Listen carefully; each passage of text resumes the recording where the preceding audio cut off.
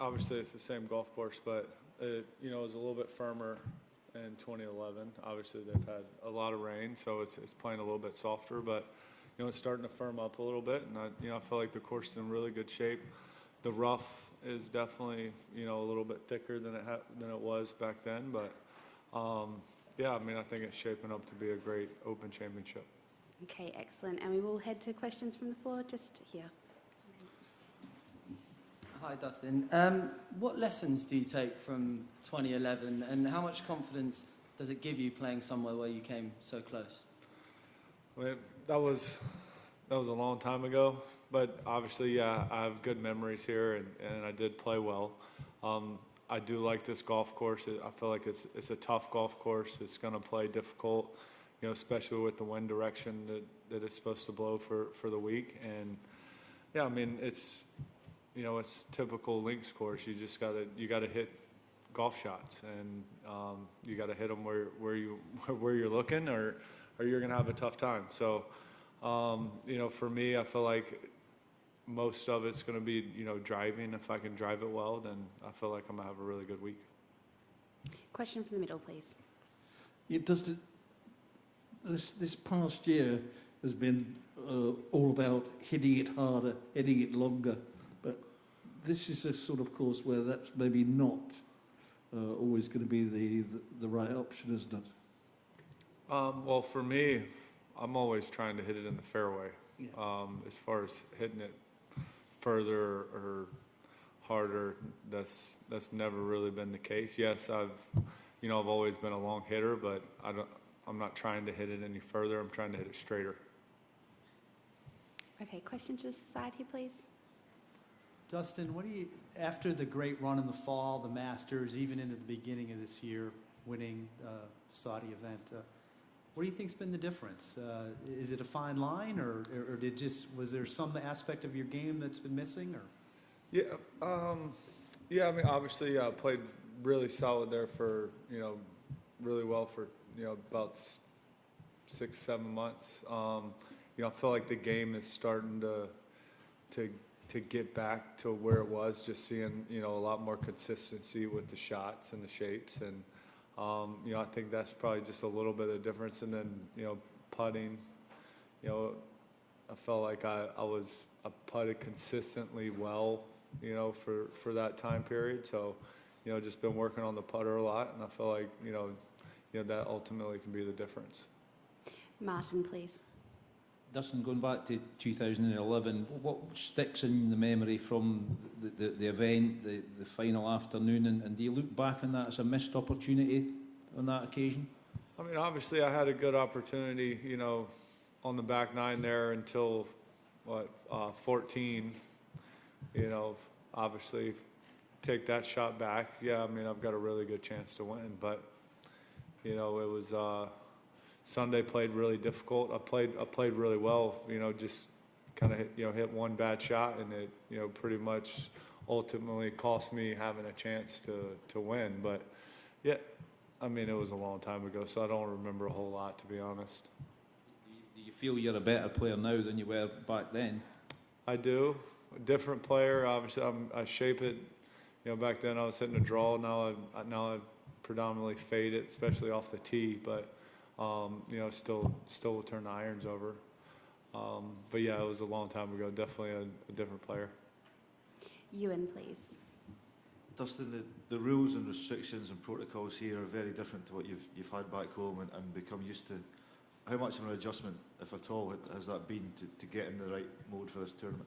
Yeah, I mean, I think the R&A have done a great job this week. I mean, obviously we knew what we were coming into. They did a good job of, you know, providing us all the rules and regulations prior to coming over.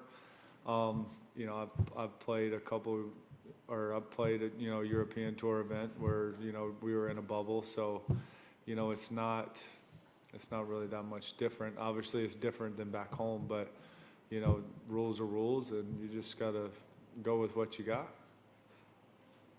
Excellent, and we will cross to Zoom now. I believe we have some questions. Thanks, Liv. Yes, we've got 2 questions here. I'll ask Doug Ferguson to go first, please. Go ahead, Doug. Dustin, Have you set a wedding date yet?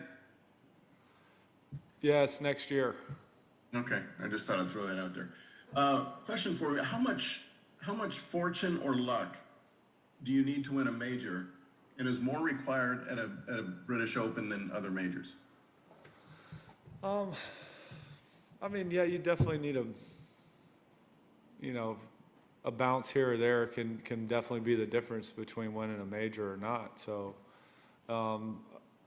definitely around links golf courses or at the Open Championship, that can definitely come into play a little bit more. But, everybody's playing the same golf course, and, there's all the same humps and bumps for everybody. So it's,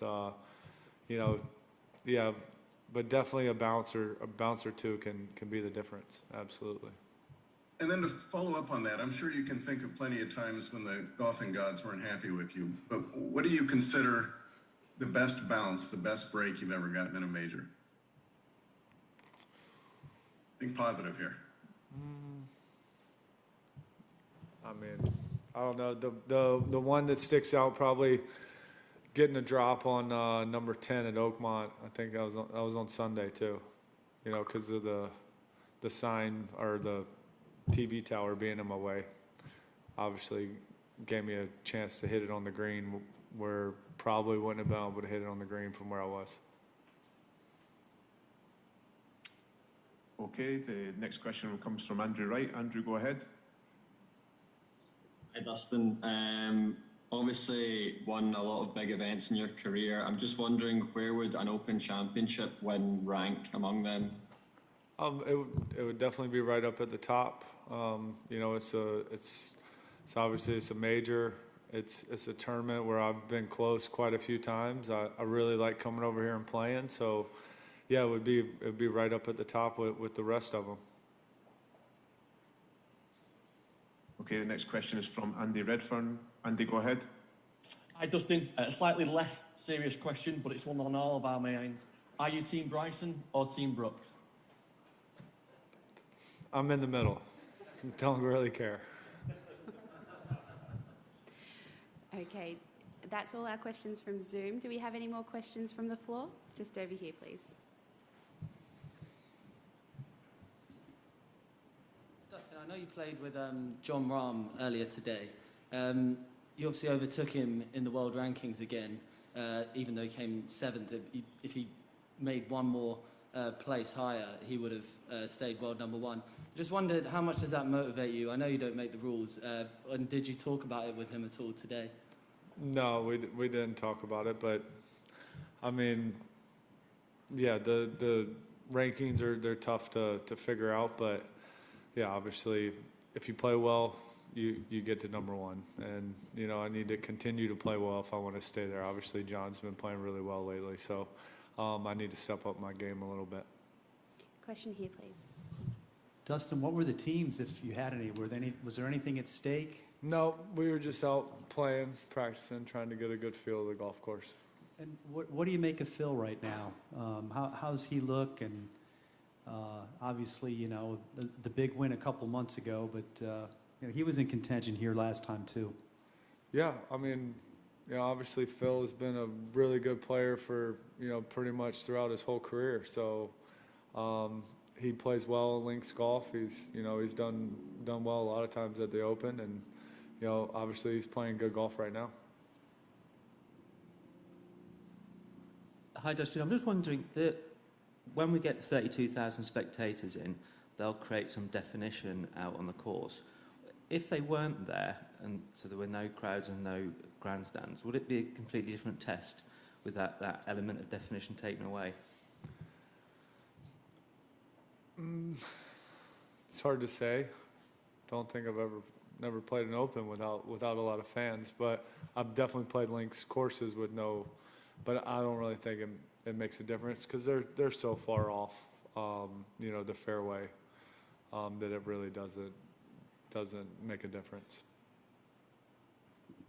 Okay, and we will cross back to Doug Ferguson on Zoom, please. Thanks, Olivia. Doug, go ahead with your question, please.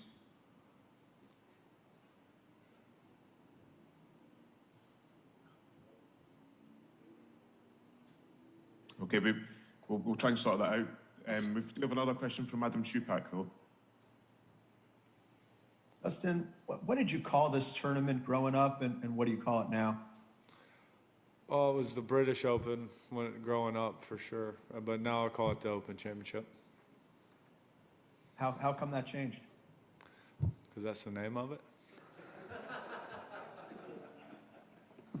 Okay. Did we manage to Okay. get Doug's? We're just trying to get a hold of Doug. Doug, if you can just raise your hand, then I can add you to the chat. There we go. Go ahead, Doug. Sorry, this was pretty pedantic too, DJ, but I'm just curious of the opens that you've played. What do you consider what's your favorite, and where do you put Royal St. George's? I really like this golf course. This is definitely up in the top, but I mean, for me, St. Andrews is my favorite just because, I just always enjoy playing there. Can we put this down for number 2 for you? Sure, put it down as Okay. number 2. Okay, and we have a question in the back, please. There's another one there on the sort of British Open or Open Championship. Dustin, does it annoy you when you hear a lot of other Americans call it the British Open now? Is it time they changed? No, it doesn't bother me. Why I know what they're talking about. Well, we don't call it the US Masters anymore. You could if you wanted. Okay, and just back to Zoom, we have another question. Thank you, Liv. Andrew Wright, if you want to ask your question.